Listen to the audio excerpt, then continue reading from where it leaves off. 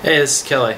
I'm in Wuhan, China, getting near the end of a 3-week trip here.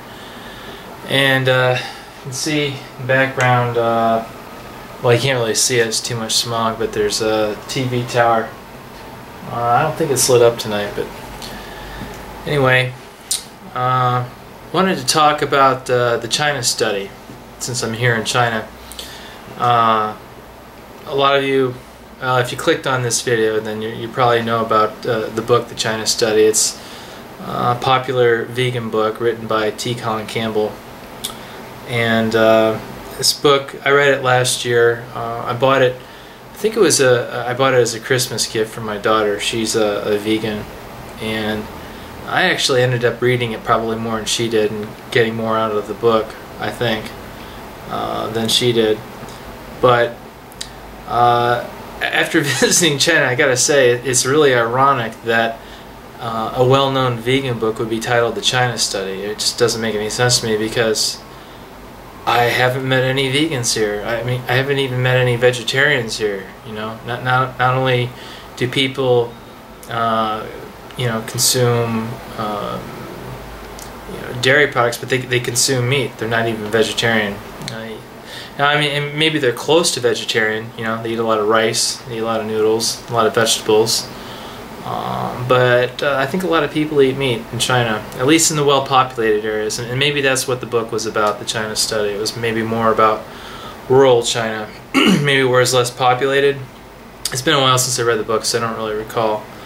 But it's just, I don't know, it's just, I just want to make a video on the irony of the book. You know, I've heard that the author, Dr. Campbell, didn't really come up with the title. I think his book publisher came up with the title for the book, because one of the criticisms, well, there's a lot of criticism about the book, you know, the quality of the statistics and the interpretation, but really not much of the book is about his China study. I think it's more about just his career and his study of what meat products do to your health. You know, the casein, protein in milk, and so on. But I gotta say, it's just very ironic that they would choose to title a vegan book The China Study, because there aren't vegans in China. I mean, maybe they're close to it, but it's not going to happen. I mean, I've been here for 3 weeks, and it's almost impossible to be vegan in China.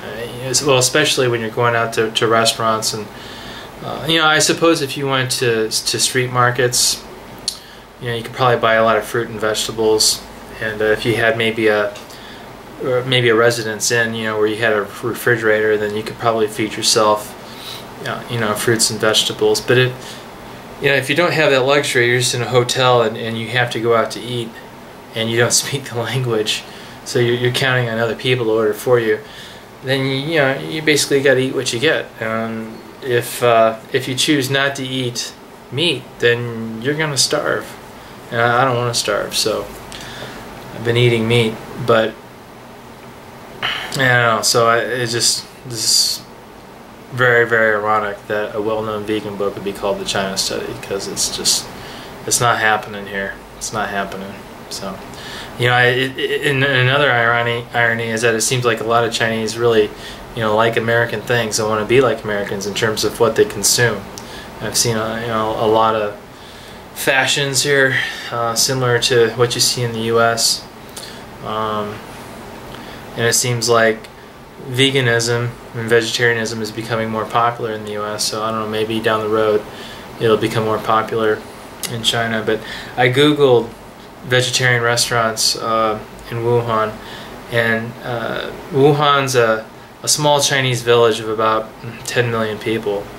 And so out of 10 million people, there's I found four vegetarian restaurants, and I don't know, they're like located in Buddhist temples. So I don't know. I've asked some of my colleagues here, you know, if we could go there, but they're like, oh, no, we can't eat vegetarian. We'll die. We need our meat. Whatever.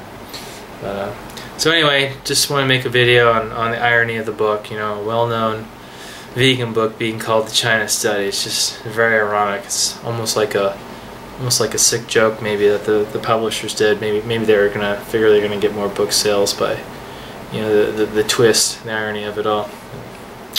Just want to share my opinions on it. See ya.